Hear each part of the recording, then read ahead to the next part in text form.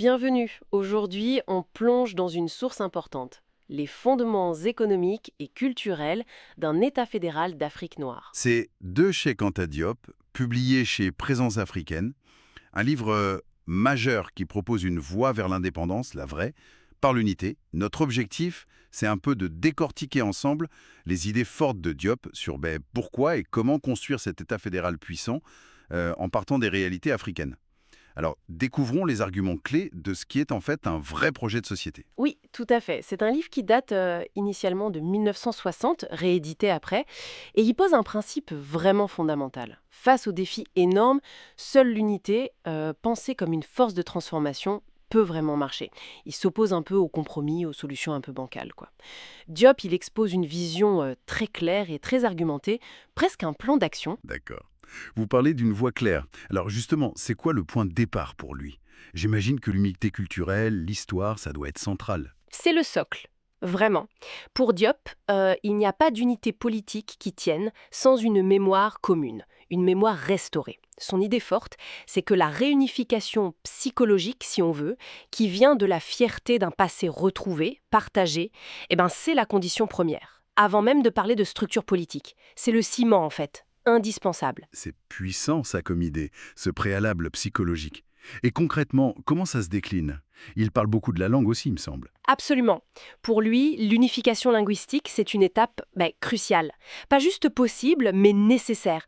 Nécessaire pour éviter ce qu'il appelle les dangers de balkanisation ou même de sud-américanisation. Ah oui. Sans une langue commune forte ou en tout cas des langues véhiculaires panafricaines, le projet fédéral lui semble fragile. Balkanisation, sud-américanisation, vous pourriez juste préciser un peu ces termes?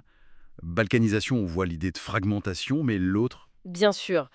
Alors, balkanisation, c'est assez clair, hein, le risque de voir l'Afrique se diviser en plein de petits États, faibles, peut-être rivaux, un peu comme les Balkans, quoi.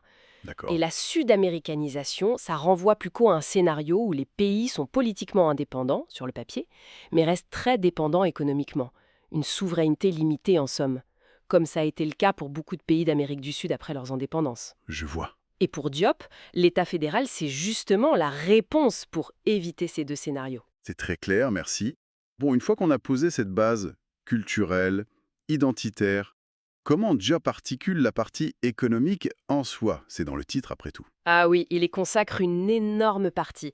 Et avec une vision euh, étonnamment moderne pour l'époque sur les leviers de développement. Il voit tout de suite l'immense potentiel énergétique du continent. L'hydroélectricité, le solaire, même l'atomique, la géothermie, pour lui, c'est la clé de la puissance future. Hmm. Il était très en avance, par exemple, sur l'hydroélectricité. Il imaginait comment les grands fleuves, comme le Congo, pourraient devenir les moteurs de l'industrialisation de régions entières. Impressionnant. Et ce n'est pas tout. Au-delà de l'énergie, il insiste beaucoup sur l'industrialisation.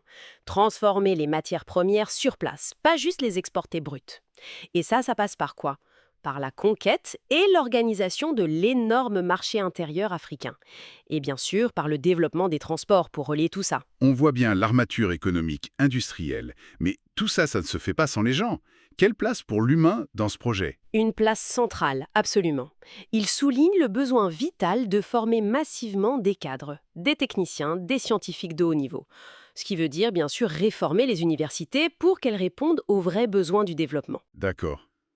Et il aborde aussi de front des questions sociales clés, la démographie, la santé, et aussi, ce qui est assez remarquable pour l'époque, l'émancipation complète de la femme africaine. Ah oui, ce point sur l'émancipation des femmes, le relier si directement à la construction d'un État fort, ça paraît très moderne pour un texte de 1960. Comment il justifie ça? Il le voit comme une condition indispensable au développement global. Pour lui, c'est simple. Une société ne peut pas décoller, atteindre son potentiel, si elle laisse la moitié de sa population sur le côté. Logique, oui. Donc, l'émancipation des femmes, ce n'est pas juste une question de justice, c'est aussi un impératif stratégique pour mobiliser toutes les forces vives dont on a besoin pour bâtir cet État fédéral moderne et puissant qu'il imagine. On comprend mieux. C'est donc une vision vraiment intégrée, quoi. Le culturel qui porte, le politique qui s'appuie sur l'économique, et le tout est tiré par le développement humain, social. C'est une vraie architecture. C'est exactement ça, une structure intégrée. Et ce qui est frappant quand on relit ça aujourd'hui, c'est de voir à quel point les thèmes sont toujours d'actualité, hein. L'unité du continent, la maîtrise des ressources, le développement endogène, l'investissement dans l'éducation, la science, ça reste pertinent, plus de 60 ans après. Tout à fait. Les défis ont peut-être changé de forme, mais les questions de fond que Diop posait, elles sont toujours là. Une vision ambitieuse, c'est sûr, et portée par une foi profonde dans le potentiel du continent. Oui, et cette réflexion de chez Contadieux sur les fondements d'un État uni, ça reste une référence qui fait réfléchir. D'ailleurs, ça nous laisse avec une question pour aujourd'hui, non? Face aux dynamiques mondiales actuelles, aux nouvelles formes de défis globaux, est-ce que cet idéal panafricain d'un État fédéral unifié, c'est une utopie un peu dépassée, ou est-ce que c'est au contraire une nécessité stratégique, peut-être encore plus urgente qu'à l'époque de Diop?